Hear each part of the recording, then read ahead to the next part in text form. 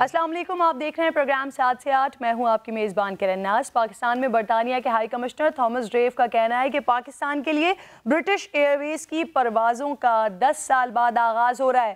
یہ اس بات کا مظہر ہے کہ پاکستان میں امن و امان کی صورتحال بہتر ہو گئی ہے. یہ فیصلہ پاکستان کی سرمایہ کاری اور تجارت کے لیے مثبت ثابت ہوگا. پاکستان کی تنہائی کا دور ختم ہوا اور یقینی طور پر عالمی برادری سے تعلقات بہتر ہو رہے ہیں. کچھ مشکل فیصلوں کے ساتھ کچھ اچھا وقت بھی آ رہا ہے، لیکن سابق حکمرانوں کو لگتا ہے کہ عمران خان کی پالیسیاں ان کی حکومت گرانے کے لیے کافی ہے. خورشید شاہ کہتے ہیں کہ پی ٹی آئی کے اپنے لوگ ناراض ہو چکے ہیں، تو فیصل وابدہ کو ایسا لگتا ہے کہ نون لیگ میں فارورڈ بلاک بننے جا رہا ہے. میاں صاحب نے بھی بڑے عرصے بعد خاموشی توڑی، وہ بھی بذریعہ پرچی اور وہاں بھی غلط بیانی کرتے رہے.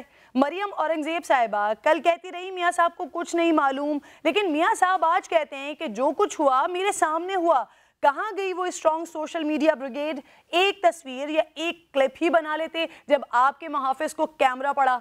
3 بار کے وزیر اعظم، 2 بار کے وزیر اعلیٰ، آپ کی جانب سے اتنی بھونڈی ڈرامے بازی. خیر، کچھ ایسی خبریں بھی آ رہی ہیں کہ نواز زرداری پھر ملنے جا رہے ہیں. ہیٹ اینڈ لو کا سلسلہ بڑا پرانا ہے. ایک دوسرے کے ساتھ مل کر حکومت بھی بنا لیتے ہیں اور ایک دوسرے کو سڑکوں پر گھسیٹنے کی باتیں بھی کرتے ہیں. اب کی بار ہاتھ کس لیے ملا رہے ہیں؟ خود کو بچانے کے لیے یا پھر حکومت کو گرانے کے لیے؟ ان ایشوز پر بات کروں گی آج پروگرام میں، لیکن پہلے آپ کو ہیڈ لائنز کی جانب لیے چلتی ہوں.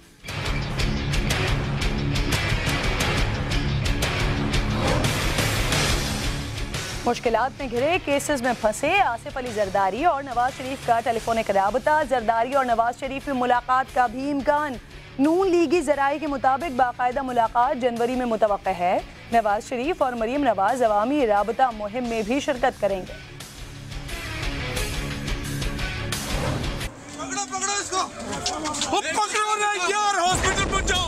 بول کے جا اب تک تیری ہے.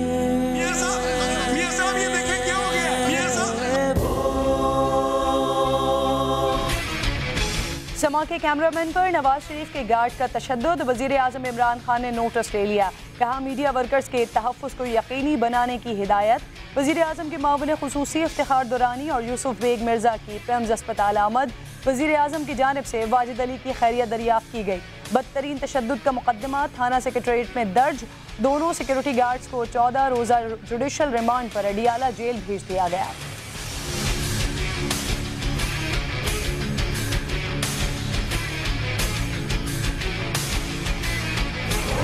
شکور نے ان کو بھی دھکا دیا.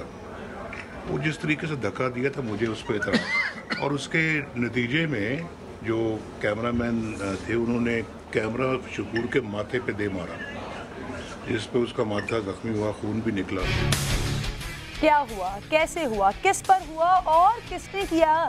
نواز شریف کی کوریج کے دوران کیمرہ مین پر تشدد سما ہی نہیں تمام چینلز دکھاتے رہے، لیکن نواز شریف غلطی ماننے کے بجائے اپنے گارڈ کی حمایت کرنے لگے. بولے گارڈ نے تو کیمرہ مین کو پیچھے ہٹایا تھا. کیمرہ مین نے جواب میں شکور کے ماتھے پر کیمرہ دے مارا. یہ سب میں نے خود دیکھا. نواز شریف کے الزام پر صحافیوں کا احتجاج. کبھی بھی نہیں یہ مارتے. دوسری چیز غلطی سے دھکا لگا ہوگا. میں نے دیکھا نہیں جو میں نے دیکھا ہے، نہیں دیکھا نا آپ نے کہا جو میں نے دیکھا ہے، میں مجھے وہ بھی کہنا چاہیے. پرامن اور خوشحال افغانستان مشن میں پاکستان کا اہم کردار ہے. وزیر اعظم عمران خان کا ٹویٹر پیغام. لکھا امریکہ اور افغان طالبان کے درمیان مذاکرات میں پاکستان نے مدد کی. پاکستان امن عمل آگے بڑھانے کے لیے ہر ممکن کوشش کرے گا. لاہور کا یہ پرانا کلچرل فیسٹیول، تاریخی کلچر فیسٹیول، اس کا ریوائیول کیا جائے گا، اور اس دفعہ انشاءاللہ فیبروری کے دوسرے ہفتے کے اندر ہم بسنت کو انشاءاللہ منائیں گے. اور لاہور کے عوام اس بار اپنا تاریخی تہوار بسنت منائیں گے. وزیر اطلاعات و ثقافت پنجاب فیاض الحسن چوہان نے خوشخبری سنا دی. کہا پتنگ بازی کی اجازت دینے کے لیے وزیر اعلیٰ پنجاب نے جائزہ کمیٹی بنا دی ہے. کمیٹی پتنگ بازی کے نقصانات سمیت دیگر امور کا جائزہ لے گی. اجازت کا فیصلہ کمیٹی کے رپورٹ پر کیا جائے گا. عوام کا فیصلے پر ملا جلا رد عمل. بالکل بھی نہیں ہونی چاہیے. اس ایونٹ کی ہمیں ضرورت ہی نہیں ہے جس میں کسی کی جان جائے, کوئی اپنی جان سے ہاتھ کھو دے, اور ڈفرینٹ ڈورز جو ہوتی ہیں وہ لوگوں کو نقصان پہنچاتی ہے. ایسا ایونٹ ہمارے ملک میں یا کہیں بھی نہیں ہونا چاہیے. آئی تھنک ایک اسپیسیفک ایریا دے دینا چاہیے, جیسے کوئی گراؤنڈ وغیرہ, صرف وہاں پہ ہی اڑا سکیں, لیکن ہم بین نہ کریں. مطلب ساری چیزیں بین کر دیں گے تو ہم انجوائے کریں.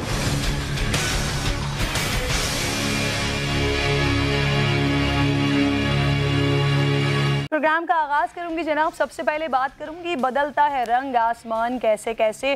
یو ٹرن لینے کے لیے مشہور تو عمران خان ہے, لیکن کیا کہیں اسے, دو مخالفین ایک ساتھ یعنی ایک میان میں دو تلواریں.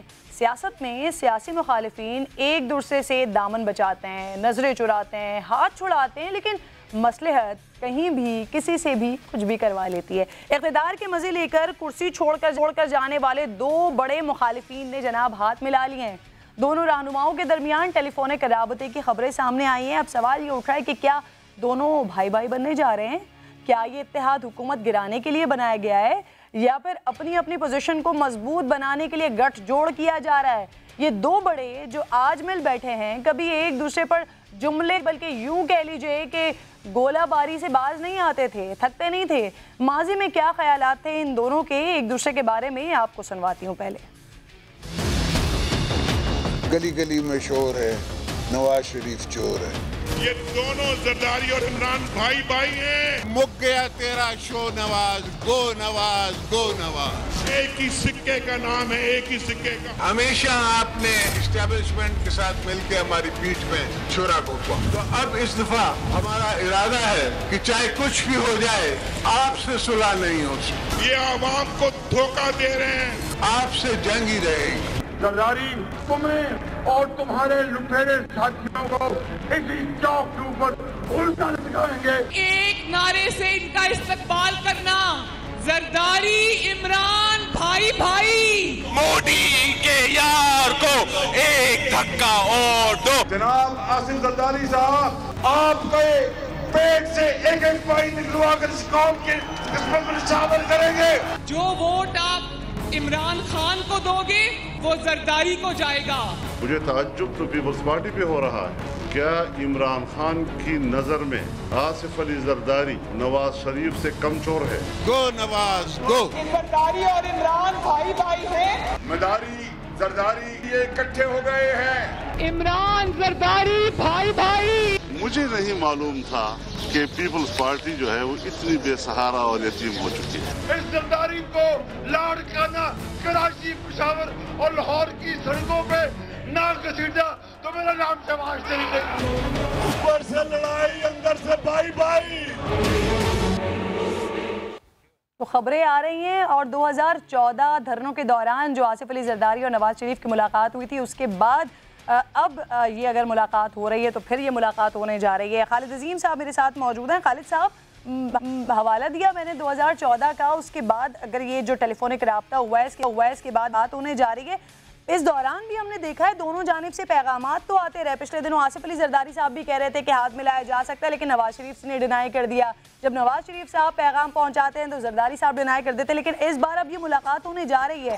کیا سمجھتے ہیں آپ, خود کو بچانے کے لیے کر رہے ہیں یا پھر حکومت گرانے کے لیے کر رہے ہیں؟ جی دیکھیے, بظاہر تو ان کا کوئی ٹارگٹ اس طرح سے دکھائی نہیں دے رہا. نہ تو اس صورتحال میں ان کے پاس یہ پوزیشن ہے کہ وہ موجودہ حکومت کے خلاف کہیں پہ عدم اعتماد کی تحریک لے آئیں. پنجاب کے اندر وہ ایک تجربہ اکٹھا ہونے کا کر چکے ہیں.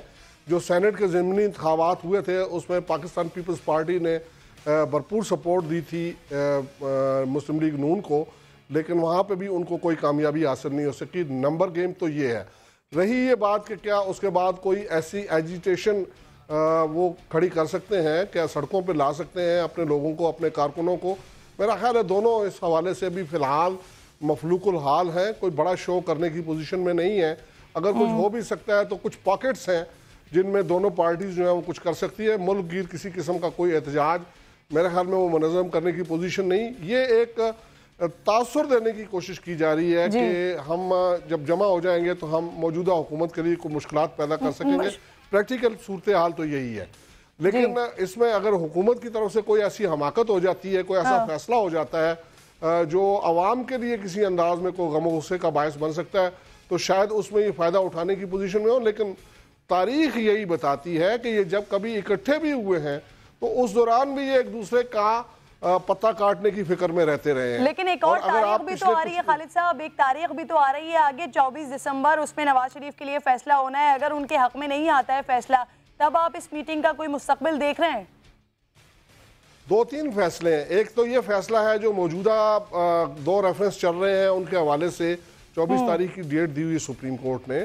اس کے ساتھ ساتھ نواز شریف صاحب کی جو سزا معطل ہوئی ہے اس کا معاملہ سپریم کورٹ میں ٹیک اپ ہونے جا رہا ہے.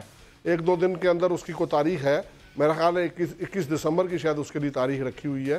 انہی دنوں میں وہاں پہ بھی وہ کوئی ڈیولپمنٹ جو ہے وہ ہو سکتی ہے. پھر آصف علی زرداری صاحب جو ہیں ان کے حوالے سے اس وقت ان کی جو مشکل بنی ہوئی ہے وہ ان کے انور مجید کی اومنی گروپ کے جو تحقیقات ہیں, حسین لوائی سے جو تحقیقات ہوئی ہیں, اور جیسے عرف عام میں ہم جعلی اکاؤنٹس کا کیس کہتے ہیں, اور اس میں اس سے پہلے زرداری گروپ کا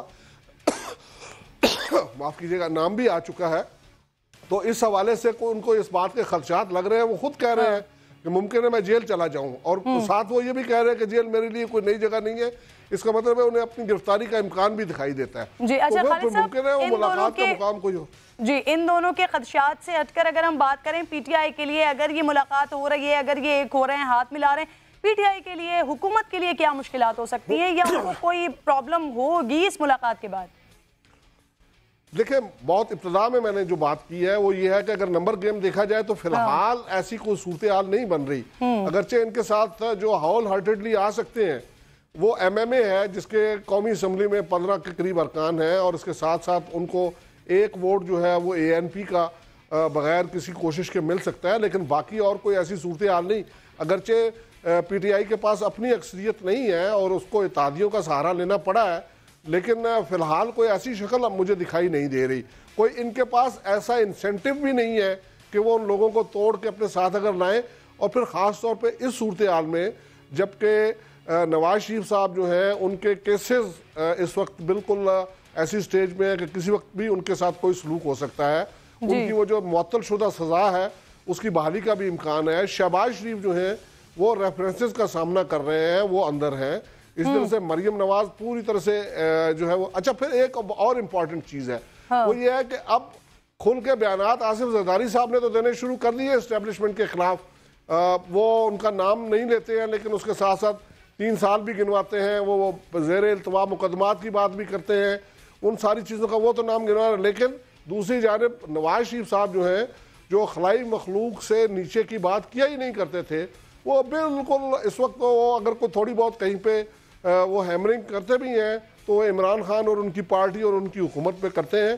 اور وہ جو اس سے پہلے یہ کہا کرتے تھے کہ ان کو لانے والے کوئی اور ہیں, وہ نادیدہ قوتیں ہیں, وہ خلائی مخلوق ہیں, ان کا جن کا وہ نام لیتے تھے, حتیٰ کہ وہ عدلیہ کے حوالے سے بھی جو زبان پہلے بولتے رہے ہیں اب وہ زبان نہیں بولتے. تو یہ ایک چینج ہے کہ پہلے گارڈڈ لینگویج میں زیادہ تر آصف زرداری گفتگو کرتے تھے, خاص طور پہ وہ اینٹ سے اینٹ بجا دینے والا بیان دینے کے بعد انہوں نے بہت کوشش کی کہ کسی طرح سے ان کے اوپر وہ جو تاثر وہ انہوں نے دینے کی کوشش کی تھی اینٹی اسٹیبلشمنٹ کا, وہ لیبل ان سے اتر جائے, اور وہ بہت محتاط ہو گئے.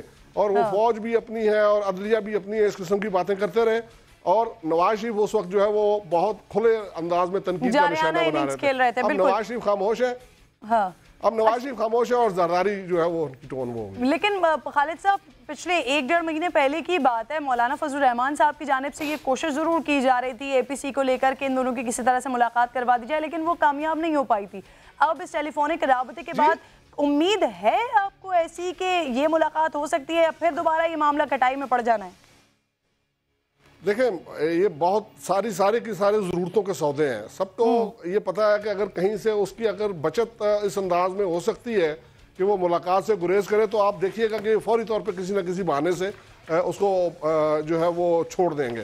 پھر آپ اگر تھرو آؤٹ یہ جو موجودہ پوسٹ الیکشن سینیریو ہے اس کو آپ دیکھیں تو کتنے ایسے مواقع ہیں جس میں پیپلز پارٹی نے جو ہے وہ متحدہ اپوزیشن کو اور خاص طور پہ مسلم لیگ نون کو ڈچ کیا ہے, چاہے وہ وزیر اعظم کا انتخاب ہو, صدر کا انتخاب ہو, ان سارے معاملات میں. پھر اس کے ساتھ اور اگر آپ دیکھ لیں تو وہاں پہ کوئی جو احتجاج ہیں ان میں بھی اگر انہوں نے بھیجا تو وہ اپنی 3rd ٹیئر फोर्थ ईयर या कभी ज्यादा से ज्यादा सेकंड ईयर के लोग जो है उनको वो भेज देते रहे हैं।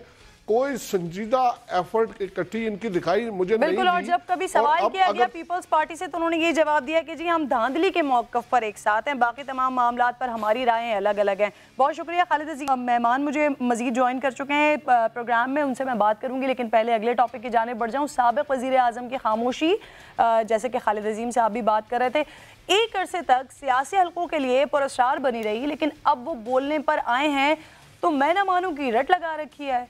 अपने गार्ड के हाथों समा के कैमरामैन, चीफ कैमरामैन के ज़ख्मी होने पर अपना मौक़िफ़ पेश किया। वो ये तो मान रहे हैं कि उनके सिक्योरिटी गार्ड ने कैमरामैन को धक्का दिया, लेकिन साथ ही इल्ज़ाम धर रहे हैं कि उनके चीफ सिक्योरिटी ऑफिसर को कैमरा मारकर ज़ख्मी किया गया। पहले उनकी बात सुने, फिर ज़रा सवाल उठाएंगे कि अगर ज़ख्मी किया गया है तो वो ज़ख्मी शख्स कहाँ है, उसे ही सामने ले आते। पूर मेरे आगे आगे था, मैं देख रहा था तो ये रास्ता बना रहा था, जो बीच में कई ऐसे लोग, जो मैं मीडिया पे आने से पहले की बात कर रहा हूँ, जो और भी लोग थे उनको तो रास्ते से हटा रहा था, तो शकूर ने उनको भी धक्का दिया। वो जिस तरीके से धक्का दिया था मुझे उस पर एतराज़ हुआ कि ये धक्का देने का ये तरीका नहीं है और किसी को रास्ते से हटाने का ये तरीका नहीं है, मुझे नहीं अच्छा लगा वो। और उसके नतीजे में जो कैमरामैन थे उन्होंने कैमरा शकूर के माथे पे दे मारा, जिस पे उसका माथा जख्मी हुआ, खून भी निकला। तो गोया नवाज शरीफ जो वोट को इज्जत दो की इंतखाबी मुहिम के साथ इंतखाबी मैदान में उतरे थे, वोटर यानी आम इंसान के लिए उनकी नज़र में न तो एहतराम है, न इतना ही ख्याल कि 2 घड़ी रुक कर ज़ख्मी मीडिया पर्सन का हाल ही पूछ लेते। इस वाक़े की एक झलक आपको दोबारा दिखा देती हूँ। जब पार्लियामेंट इजलास में अपनी ड्यूटी पर मामूर समा के cameraman, chief cameraman Nawaz Sharif के प्रोटोकॉल के बाइस धक्कम पेल और गार्ड के तशद्दुद का निशाना बने थे। याद दिलाने के लिए दोबारा कल की वीडियो आपको दिखाती हूँ मैं।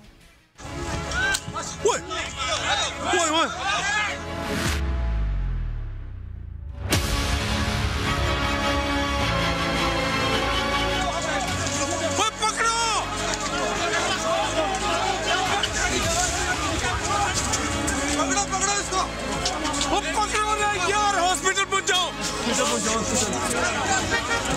मियां साहब ये देखें क्या हो गया है, मियां साहब ये देखें क्या हो गया है।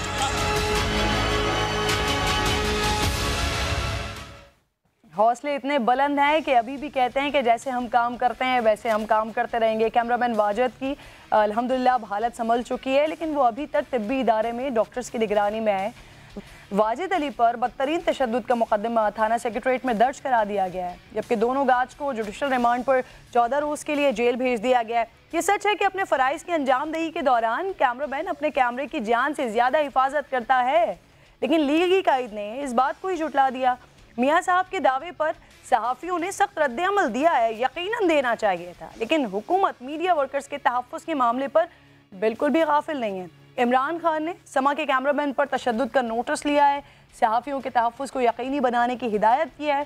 साबिक़ वज़ीर आज़म को इस बात का तो बड़ा एहसास है कि हरकत उनके मुहाफ़िज़ की और बदनामी उनकी हो रही है। तो मियाँ साहब अगर आप उसी वक्त 2 घड़ी के लिए रुक जाते तो यकीनन आपकी नेक नामी भी हो सकती थी। कैमरामैन वाजिद की जल्द मुकामयाबी की दुआ के साथ मैं प्रोग्राम में आगे बढ़ती हूँ और अब बात कर लेती हूँ ज़रा किस तरह से अब वक्त और हालात बदल रहे हैं। एक वक्त था कि जब पीपल्स पार्टी के रहनुमा मंजूर वसान साहब ख्वाब देखा करते थे, पेशगोइयाँ किया करते थे और किसी हद तक दुरुस्त भी साबित हो जाया करती थी। सियासी मंजरनामे की बदलती सूरत हाल पर शेख रशीद अहमद भी बड़ी गहरी नज़र रखते हैं। तब्दीली सरकार के वज़रा ने ये महाज अब संभाल लिया ऐसा लगता है। वफाकी वज़ीर बराए आबी वसाइल फैसल वावडा साहब का एक इंटरव्यू, उसमें उनका बड़ा ताज़ा बयान, उनके जानिब से पेश गोई कि अगले 3-4 माह में नवाज लीग के टुकड़े टुकड़े हो जाएंगे। फैसल वावडा की बात सुने पहले। तो जनाब अब चूँकि ये जमात हुकूमत में है तो इनकी जानिब से, इनकी किसी भी रहनुमा की जानिब से किसी भी बात को नज़रअंदाज हरगिज़ नहीं किया जा सकता। लेकिन अब सवाल ये उठ रहा है कि क्या वाकई अगले 3 से 4 माह इस सियासी जमात के लिए बहुत अहम है? नून लीग के लिए क्या NRO मांगा तो जा रहा है लेकिन मिल नहीं रहा?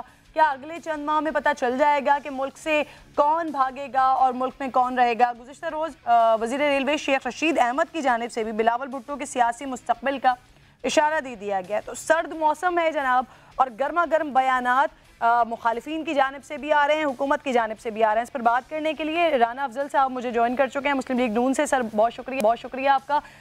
صداقت علی عباسی صاحب ساتھ موجود ہیں پاکستان تحریک انصاف سے. رانا افضل صاحب سب سے پہلے آپ سے بات کا آغاز کرتی ہوں سر، اور اپنے پہلے جو ٹاپک آج میرا تھا اس سے میں آپ سے بات کا آغاز کروں گی. بتائیے گا کہ یہ واقعی ملاقات ہونے جا رہی ہے نواز شریف کی اور آصف علی زرداری صاحب کی، ایجنڈا کیا ہوگا سر؟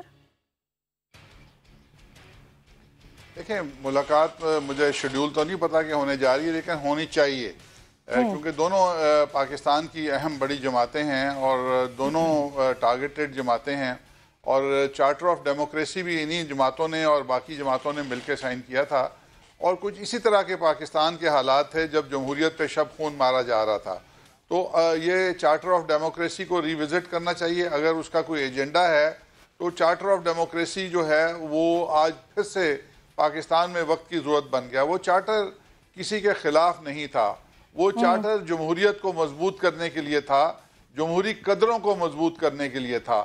تو میرا خیال ہے کہ آج جس طریقے سے یہ الیکشن ہوا، الیکشن سے پہلے، during election and after election جو حرکتیں ہوئی ہیں پاکستان کے اندر، جو دنیا میں دیکھیں، آج ایک وقت تقاضا کرتا ہے کہ تمام جماعتیں سوچیں کہ پاکستان کی جمہوریت کے ساتھ کیا کھلواڑ ہو رہی ہے. جی ٹھیک ہے. صداقت صاحب، وزیر اعظم صاحب نے مڈ ٹرم الیکشن کی بات کی تھی، یہ دونوں جماعتوں نے بڑا سیریس تو نہیں لے لیا؟ اسی حوالے سے تو ملاقات نہیں ہو رہی ہے یہ زرداری صاحب کی اور نواز شریف صاحب کی. آپ کو کیا لگتا ہے پی ٹی آئی کے لیے کتنی مشکلات ہو سکتی ہیں اگر ہاتھ ملا لیتے ہیں دونوں؟ تو جی بہت شکریہ کہہ رہے ہیں رانا صاحب، بالکل ٹھیک کہہ رہے ہیں. ان دونوں جو یہ قائدین ہیں ان کا ایجنڈا بھی ایک ہی ہے، اور چارٹر آف ڈیموکریسی پہ بھی یہ اکٹھے ہیں اور چارٹر آف یہ کرپشن پہ بھی اکٹھے ہیں. اور آپ پچھلے 10-15 سال سے سن رہے ہیں کہ پاکستان کو دو بڑے خاندانوں نے لوٹا، اور وہ دونوں یہ ہیں. اور ہم تو پہلے پریڈکشن کر چکے ہیں کہ جب بھی کیسز آئیں گے یہ دونوں اکٹھے ہو جائیں گے. اور جو یہ جمہوریت کو خطرہ ہے، یہ بھی ہم پچھلے تقریباً 4-6 مہینے سے کہہ رہے ہیں کہ جب ان کے کیسز منطقی انجام تک پہنچیں گے تو جمہوریت کو شدید خطرہ ہو جائے گا. میاں نواز شریف صاحب پاناما سے سپریم کورٹ میں گئے اور سپریم کورٹ سے نیب کورٹ میں گئے اور وہاں سے سزا پائی اور عدالت سے ہائی کورٹ سے ضمانت پائی اور دوبارہ سپریم کورٹ سے شاید ریجیکٹ ہو جائے. عزیزیہ اور دیگر، اور زرداری صاحب جعلی اکاؤنٹس اور منی لانڈرنگ کے کیسز میں.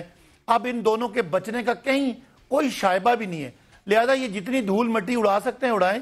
میرا خیال ہے کوئی بھی سیریس پاکستانی اس بات کو سمجھتا ہے کہ پچھلے 20 سال کی لوٹی ہوئی دولت کا احتساب کا وقت ہے، لہذا ان کا چیخنا چلانا اور جمہوریت کو پامال ہوتے ہوئے کے اشارے کرنا، یہ تو ایک بڑا واضح سی مثال ہے.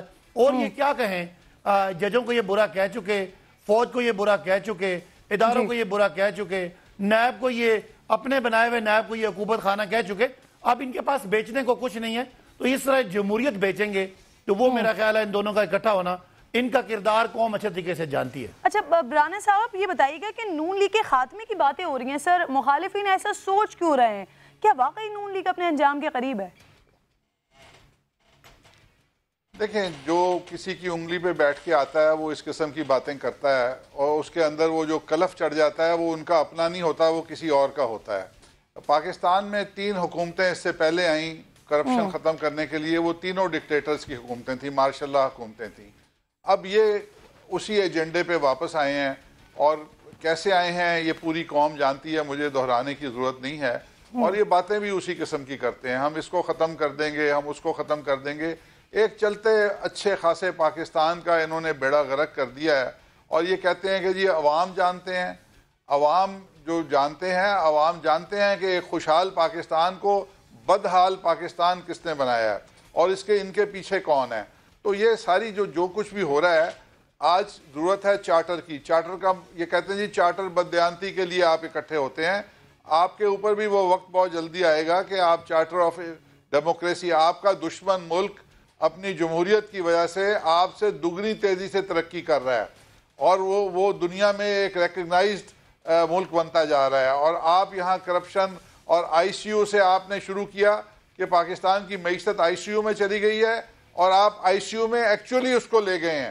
پاکستان کھڑا ہو گیا ہے، اور یہ آپ عوام کے غیظ اور غضب سے آپ اپنے آپ کو بچا لیں گے تو بہت بڑی بات ہے. اور آپ حالات کا جائزہ لیں, اپوزیشن کی تنقید بند کریں اور حقائق کی طرف آئیں. اور حقائق یہ ہیں کہ لوگوں کی پوری جو کانفیڈنس تھا پاکستان کے اندر وہ شیٹر ہو چکا ہے. آپ نوکریوں کی بات کرتے تھے, مجھے کوئی ایک ادارہ بتائیں جہاں سے لوگ نوکریوں سے فارغ نہیں ہو رہے. آپ نے تو دکانداروں کو اور کاروباری طبقے کو بے روزگار کرنے تک نہیں چھوڑا. آپ نے زمیندار کا جو فرٹیلائزر تھا وہ بلیک مارکیٹ کر دیا. آپ نے کون سے شعبے کے اندر اچھا کام کیا ہے مجھے بتائیں. کرپشن کے اوپر آپ بات کرتے ہیں, مجھے آپ بتائیں کتنے پیسے آپ واپس لے کے آئیں گے. تو وہ سر وہ عدالتی احکامات ہیں جن کی جانب آپ نشاندہی کریں. بہرحال صداقت صاحب آپ کی جانب آؤں گی. سر مجھے بتائیے گا کہ آصف علی زرداری صاحب NRO مانگ کس سے رہے؟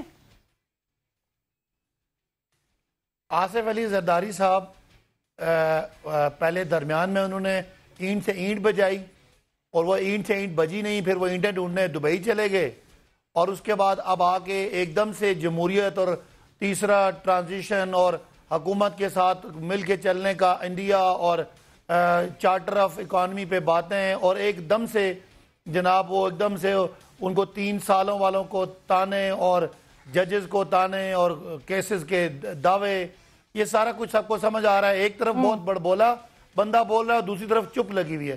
یہ دونوں ماضی میں ہمیشہ ڈیل کر کے بچتے رہے. اب ان دونوں کو سمجھ لگ گئی ہے کہ بچنا مشکل ہے. رانا صاحب کہہ رہے ہیں کہ جی ہمارا پڑوسی ملک ترقی کی اور ہم نے ترقی نہیں کی. تو بھائی ہمیں تو ابھی 100 دن ہوئے ہیں, پچھلے 10 سال آپ کی اور زرداری صاحب کی حکومت تھی. کیا کمال کیا آپ نے, ملک کو قرضوں پہ لا دیا. جب آپ نے ملک سنبھالا تھا آپ دونوں نے تو قرضے کچھ ہزار جھوٹ بولتے ہیں. آپ ذرا سن لیں رانا صاحب, سن لیں. اس وقت آپ تقریباً 1,40,000 پر کس فی پر ہیڈ قرضہ چھوڑ کے ملک کو ڈبو کے آپ لوگ جا رہے ہیں, اور آپ نے سوائے کرپشن کے اور دیا کیا ہے. اور ہم اپوزیشن نہیں کر رہے, ہم اپنا کام کر رہے ہیں. ہمیں ووٹ ملا ہے چوروں کا احتساب کرنے کا, اور ہم بالکل صحیح طریقے سے اس چیز پہ ڈٹے ہوئے ہیں. بہت پریشر آپ نے ڈالا, بہت چیخیں چلائے, لیکن ہماری حکومت سیاسی طور پہ اس چیز کو ہینڈل کرنا جانتی ہے, کر بھی رہی ہے. رہی بات معیشت کی تو انشاءاللہ آپ کو بتائیں کہ وہ ٹیکسٹائل سیکٹر جس کی ایکسپورٹ آپ نے ختم کر دی تھی, جس کو ایکسپورٹ کو آپ نے مائنس کیا تھا, نیگیٹو کیا تھا, وہ انشاءاللہ کھڑا ہونا شروع ہو گیا. ابھی ایگریکلچر پالیسی بھی آ رہی ہے, وہ بھی ٹھیک ہو جائے گی. ہم نے صرف سیمنٹ سریا اور ریت بجری کا کام نہیں کیا, بلکہ ہیومن ڈیولپمنٹ پہ کام کر رہے ہیں. انشاءاللہ پاکستان ابھرے گا, اٹھے گا, اور پاکستان کو لوٹنے والے انشاءاللہ وہ جا کے جیلوں میں. جیسے کہ صداقت صاحب بات کر رہے ہیں کہ بڑا چیخے چلائے, بڑا پریشر ڈالنے کی کوشش کی, لیکن ہم پریشر میں آئے تھے. لیکن نواز شریف صاحب بڑے خاموش ہیں, اور سیاسی حلقوں میں اس حوالے سے بات ہو رہی ہے کہ شاید NRO کی جانب اشارہ دے رہے ہیں نواز شریف صاحب, لیکن NRO مل نہیں رہا ہے. ایسا ہی ہے سر؟ سیاسی نہیں حلقے, غیر سیاسی حلقے یہ بات کرتے ہیں جن میں عمران خان سب سے آگے ہیں. وہ کوئی سیاسی شخصیت نہیں ہیں, اور وہ بار بار کہتے ہیں جی مجھ سے NRO مانگو. یہ خواب دیکھتے ہیں. انہوں نے پہلے جھوٹ بولا تھا کہ 10 ارب روپے کی مجھے آفر ہوئی, اور جب شہباز شریف نے ان کے اوپر کیس کر دیا کہ ثابت کرو, اب وہاں سے عدالت سے بگوڑے ہو گئے ہیں. ان کے ایک جھوٹ ہو تو میں آپ کو بات کوئی کروں, کسی بات کے اوپر اعتبار نہیں کیا جا سکتا. ابھی انہوں نے کہا قرضے بہت زیادہ ہو گئے ہیں پاکستان. ہم جب گئے تھے تو تقریباً 1,20,000 روپیہ فی کس قرضہ تھا, جو آج $900 بنتا ہے ایک آدمی کے اوپر پاکستان میں. اور ورلڈ کی دنیا کی ایوریج $86,000 جو لونز ہیں. کل کے اخباروں میں, پرسوں کے اخباروں میں انٹرنیشنل خبریں آئی ہیں, $86,000 پر کیپٹا قرضہ ہے دنیا میں عوام کے اوپر, اور پاکستان میں $900 ہے. آپ جی ڈی پی جو ہے ہماری 5.8% سے یہ اس کو 4 کے قریب لے کے آ رہے ہیں. یہ بیڑا غرق کر رہے ہیں. 300 ارب ہے. جو 350 ارب سے 360 ارب کی ہماری اکانومی تھی, جس کو یہ 300 ارب سے نیچے لے کے آ گئے ہیں. آج یہ باتیں کرتے ہیں قرضوں کی. اس پورے خطے میں پاکستان کے قرضے انڈیا سے کم, بنگلہ دیش سے کم, سری لنکا سے کم, ویتنام سے کم. اور یہ یہاں پہ انہوں نے لوگوں کو بیوقوف بنانے کے لیے یہ روز ڈائیلاگ مارتے ہیں کہ جی قرضے بہت ہیں, کرپشن بہت ہے. مجھے بتائیں کہ آپ اگلے 5 سال میں, اس سال سے شروع کر کے, کرپشن کا پیسہ کتنا واپس لے آئیں گے پاکستان میں؟ 1 ارب پر ہر سال لے آئیں گے, 2 ارب ہر سال لے آئیں گے. 350 ارب کی جو پاکستان کی اکانومی ہے اس کو آپ نے مادر پدر آزاد کر دیا, اس کو چھوڑ دیا. ہر روز 1 ارب ڈالر 2 ارب ڈالر سے آپ کی اکانومی گر رہی ہے. آپ موجے مار رہے ہیں, باتیں کر رہے ہیں, اپوزیشن کو بلیم کر رہے ہیں. کوئی کام بھی کر کے دکھا دیں. کون سا ادارہ ہے جو پاکستان میں آپ نے چلا دیا, ٹھیک کر دیا؟ صداقت صاحب یہ جی بالکل وہ اسحاق ڈار کی طرح فگر فجنگ ہے. یہ آپ کو absolute value of the loan بتا رہے ہیں, یہ آپ کو ratio of G D P نہیں بتا رہے. یہ دنیا کی باتیں کرتے ہیں جہاں G D P trillion dollars میں ہے, اور ہماری G D P 304 billion dollar آخری سال میں تھی, 305 بلین ڈالرز. میں آپ کو بتا رہا ہوں کہ یہ پر ہیڈ اس طرح نہیں ہوتا, قرضہ ہمیشہ جی ڈی پی کی ریشو کے حساب سے ہوتا ہے. تو پاکستان کے قرضے آپ انڈیا کی جی ڈی پی دیکھیں ہم سے 15 گنا زیادہ ہے.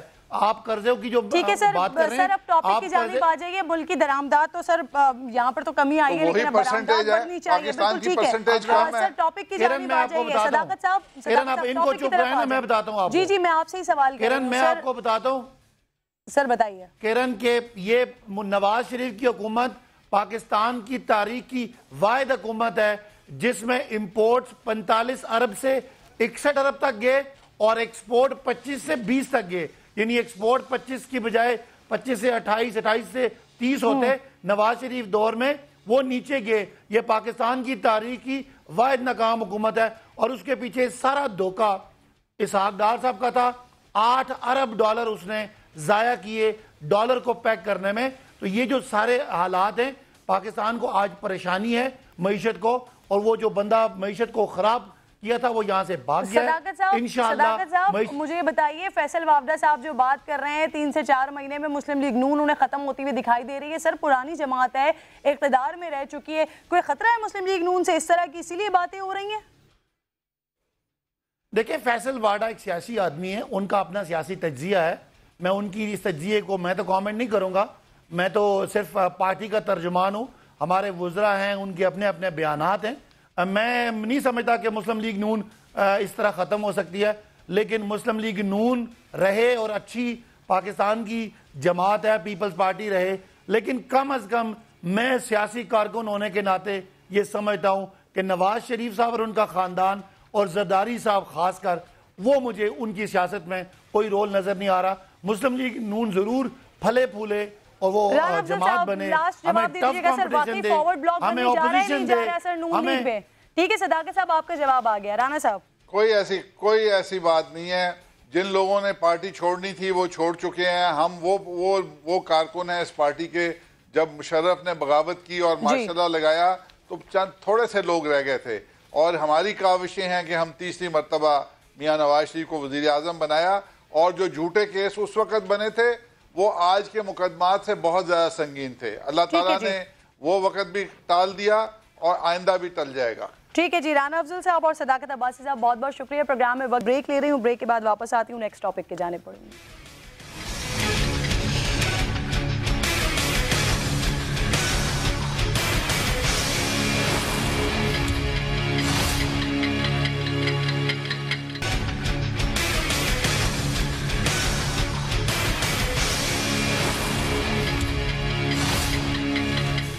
ویلکم بیک ونس اگین جی. خطے میں امن کے لیے پاکستان کی کوششوں کا اعتراف نہ کرنے والے سپر پاور نے آخرکار اس بات کو تسلیم کر لیا ہے کہ پاکستان کے عمل دخل کے بغیر اس کا اثر و رسوخ بھی کوئی حیثیت نہیں رکھتا.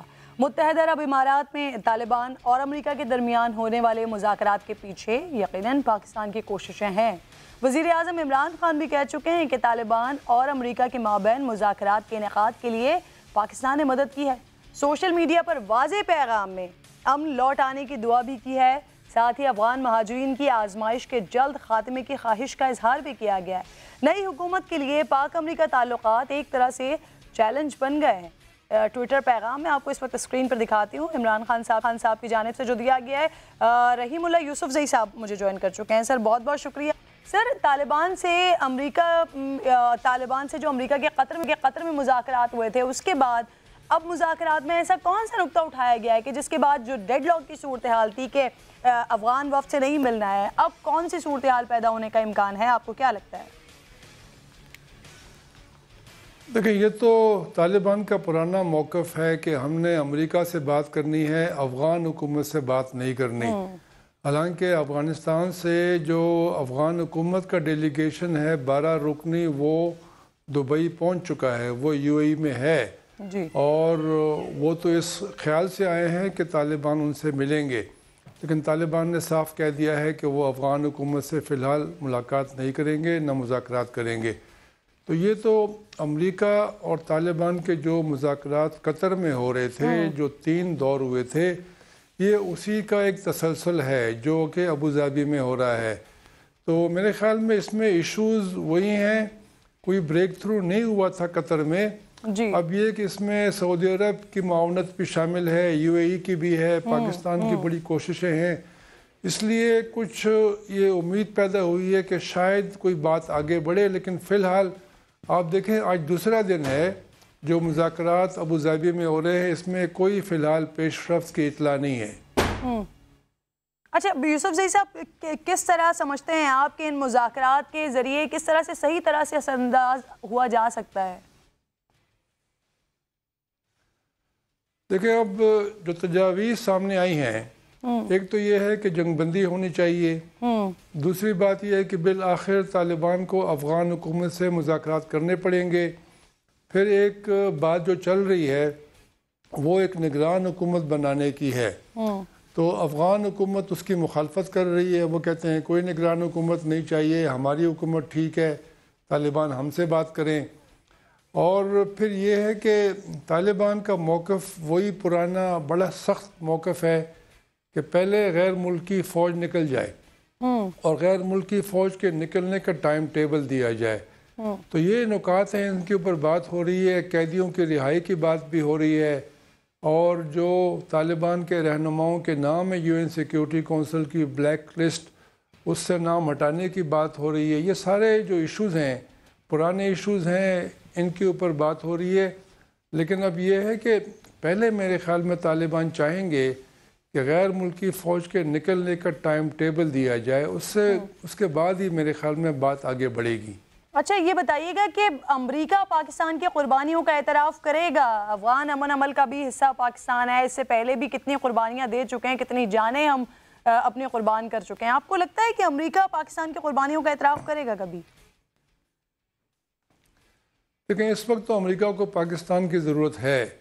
پاکستان سے کہا گیا ہے، درخواست کی گئی ہے کہ وہ تعاون کریں، اور پاکستان کی قربانیوں کا آہستہ آہستہ بادل ناخواستہ اعتراف بھی کیا جا رہا ہے۔ لیکن ابھی بات ختم نہیں ہوئی، کیونکہ امریکی چاہتے ہیں کہ پاکستان طالبان کے اوپر دباؤ ڈالیں، طالبان کو سمجھائیں کہ وہ افغان حکومت سے بات کرے، یعنی یہ امریکہ کا پرانا موقف ہے، اس کو دہرا رہے ہیں۔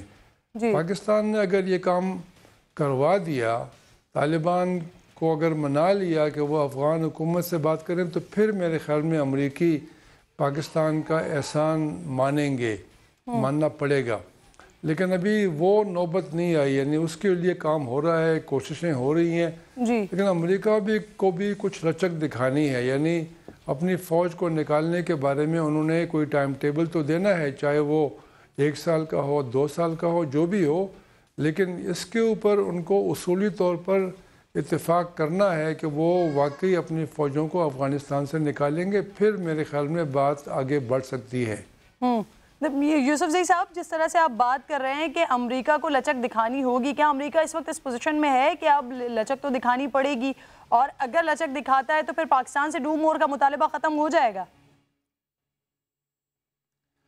دیکھیں، میرے خیال میں امریکی حکومت اگر اکیلے یہ فیصلہ کر سکتی تو شاید امریکہ اس بات کو مان لیتی اور وہ افغانستان سے نکلنے کے بارے میں ٹائم ٹیبل دے دیتی، کیونکہ جو ان کے اتحادی ہیں، جو نیٹو کے رکن ہیں، وہ سارے چاہتے ہیں کہ وہ افغانستان سے نکل جائیں، کیونکہ ان سارے ملکوں میں افغانستان کی جنگ کی مخالفت ہو رہی ہے، اس کی حمایت بہت کم رہ گئی ہے۔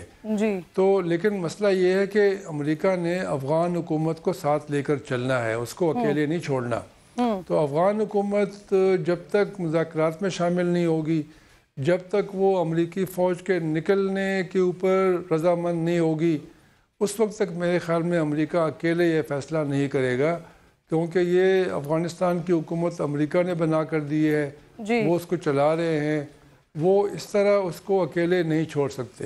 ہاں، تو انتظار کرتے ہیں کہ پھر یہ مذاکرات نتیجہ خیز ثابت ہوتے ہیں۔ یعنی بہت بہت شکریہ رحیم اللہ یوسفزئی صاحب اس ٹاپک پر۔ 10 سالوں کے بعد پاکستان کو ایک بڑی خوشخبری ملی ہے، اس خوشخبری پر بات کریں گے بریک کے بعد۔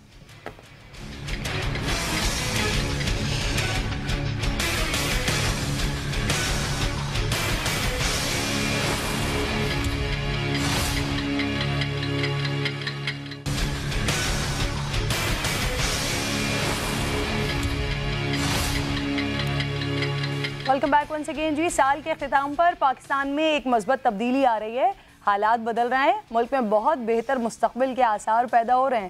برٹش ایئر ویز نے 10 سال کے طویل عرصے کے بعد پاکستان کے لیے پروازیں بحال کرنے کا اعلان کر دیا ہے۔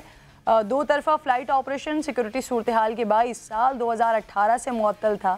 برطانوی قائم مقام ہائی کمشنر کا ایک پیغام بھی سامنے آیا ہے۔ تھامس ڈریو کا کہنا ہے کہ پاکستان میں سیکورٹی صورتحال بہتر ہو گئی ہے، جس کے بعد برٹش ایئر ویز اگلے سال یعنی سال 2019 میں اسلام آباد سے لندن روٹ کا باقاعدہ آغاز کرے گا۔ تو اس اچھی خبر کے ساتھ ہی آج پروگرام کا اختتام کرتی ہوں، اور آپ آخر میں جاتے جاتے تھامس ڈریو کی بات سن لیجیے۔